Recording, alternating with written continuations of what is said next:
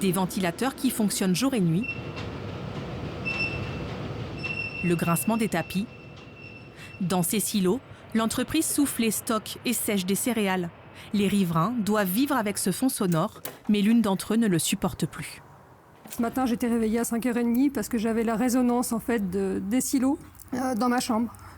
On a des silos qui sont pourtant très loin, enfin, par rapport aux autres en tout cas. La maison de Jennifer est distante d'environ 150 mètres. Quand elle la visite, les moissons n'ont pas débuté. Le site tourne au ralenti. Elle ne voit aucune raison de s'inquiéter. L'entreprise est implantée ici depuis bientôt 50 ans. C'est jour et nuit, c'est très souvent en continu.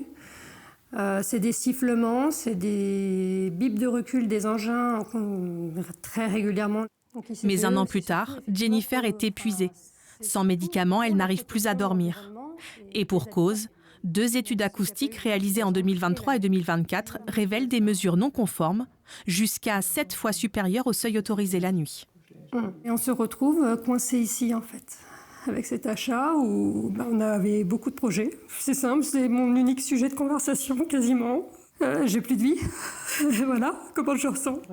La Neuvilloise multiplie alors les alertes auprès de la mairie, de l'ARS et de la préfecture.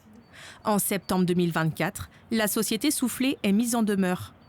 Elle a 5 mois pour réaliser des travaux. À quelques jours de l'échéance, l'entreprise nous fait savoir qu'elle étudie toujours les rapports réalisés sur site et que des travaux pourraient être engagés. Elle risque une suspension d'activité ou une amende égale au montant des travaux estimés.